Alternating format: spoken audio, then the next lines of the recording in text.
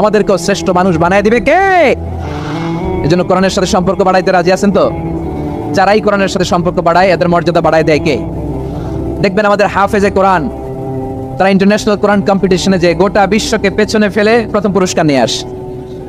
এত ছোট ছোট বাচ্চা, ও সমাজ বোঝে না, রাজনীতি বোঝে না, টাকা পয়সা বোঝে না, কিচ্ছু বোঝে না, কিন্তু গোটা বিশ্বে ওকে সম্মানের চেয়ারে আসীন করেছে কে?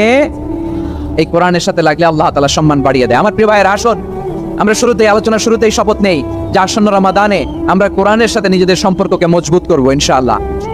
সবাই বলুন ইনশাআল্লাহ।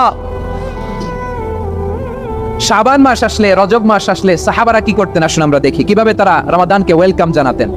রজব শাবান আসলেই ওনারা রমাদান পর্যন্ত পৌঁছার আকুতি, আগ্রহ আর ফরিয়াদ আল্লাহর কাছে জানাতেন আর বলতেন, ইয়া আল্লাহ, রমজান পর্যন্ত আমাদের হায়াত বাড়িয়ে দাও, আল্লাহুম্মা বাল্লিগনা রমাদান। আল্লাহ তুমি রমজান পর্যন্ত আমাদের পৌঁছে দাও, আল্লাহুম্মা বারিক লানা ফি রজব।